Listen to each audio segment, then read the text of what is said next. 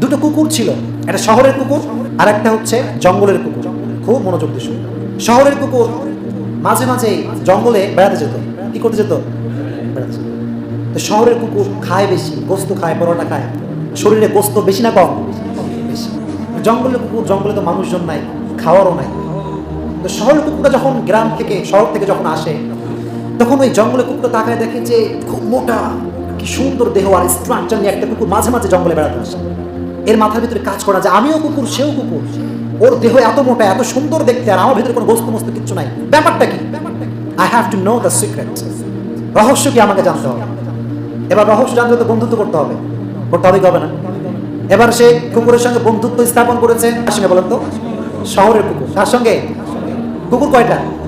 শহরের কুকুর আর জঙ্গলের কুকুর। তো বন্ধুত্ব বড় ঘটনা, সময় কম। বন্ধুত্বের একটা পর্যায়ে গিয়ে স্বার্থে, মূল স্বার্থে ফিরে এসেছে।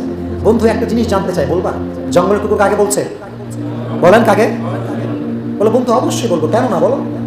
আচ্ছা বন্ধু, তোমার এত সুন্দর বস্তু, এত সুন্দর তোমার শোল্ডার, তোমার এত স্ট্রাকচার বডির ভিতরে, এটা কেমন করে সম্ভব? আমিও তো কুকুর, আমার তো এরকম বডি ফডি কিচ্ছু না, আমার তো গায়ে কয়টা রগ আছে এটা গোনা যাবে, তোমার এই অবস্থা কেমন করে? How is this possible?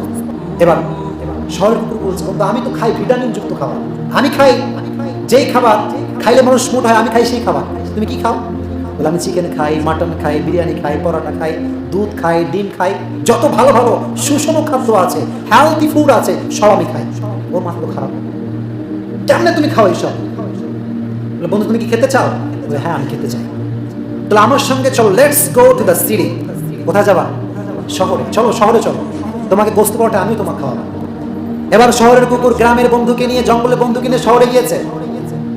গ্রামের ভিতর থেকে গিয়ে, জঙ্গল থেকে গিয়ে শহরে যাওয়ার পর দেখতে পাই বন্ধুর গলায় একটা শেকল লাগানো। কি লাগানো? আগে খেয়াল করো না। শহরে আসার পরে বলে, বন্ধু তোমার গলায় এটা কি? এই যে তোমার গলায়, হোয়াট ইজ দিস? এটা কি? শহরের কুকুর ডাক দিয়ে বলে, বন্ধু এটা হচ্ছে, this is the sign of slavery. এটা হচ্ছে গোলামির নিশানা। কিসের নিশানা? একটা কথা মনে রাখবেন, স্বাধীন মানুষ, স্বাধীন প্রাণী পরাধীনতা কি জিনিস সে বোঝে। গুলশানের ফ্ল্যাটে যে থাকে, তাকে যদি আপনি রাজশাহীর রেলওয়ের যে বস্তি আছে ওখানে রাখলে কি সে থাকতে পারবে? পারবে না। সে বললো গোলামি, গোলামির নিশানা মানে কি? What is the meaning of গোলামি? What is the meaning of slavery? গোলামি মানে কি? এবার শহরের কুকুর ডাক দিয়ে বলে, বন্ধু গোলামি মানে হচ্ছে মানুষের দাসত্ব করা। আমি একটা ঘরে দাসত্ব করি, আমি একটা ঘরের পাহারাদার, 24টা ঘন্টা তারা আমাকে শিকল দিয়ে বেঁধে রাখে।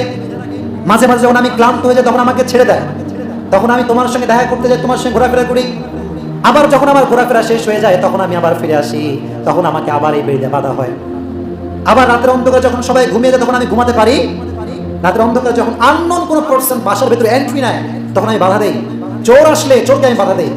আর এই গোলামি করার পরিবর্তে মাঝে মাঝে আমাকে তারা দুধ দেয়, মাঝে মাঝে গোস্ত দেয়, মাঝে মাঝে পরোটা দেয়, মাঝে মাঝে চিকেন বিরিয়ানি দেয়, আর ওগুলো খাইয়া খাইয়া আমি মোটা হয়েছি।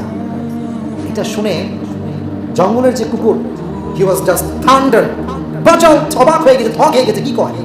মানুষকে গোলামি করে আমি পরোটা খাবো? বন্ধু কংগ্রেচুলেশনস ইউরসেলফ, তোমাকে ধন্যবাদ, তোমাকে সুস্বাগতম for your healthy food which you get by your স্লেভরি।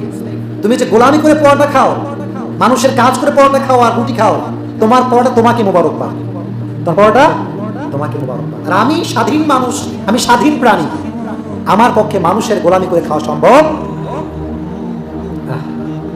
এখান থেকে যে বিষয়টা বলতে চাই সেটা হচ্ছে যে আমরা আজকে পরোটা খাওয়াকে স্বাধীনতা মনে করেছি। যার বিশাল বড় বাড়ি, সে মনে করছে আমার চেয়ে বড় স্বাধীন আর কি হতে পারে।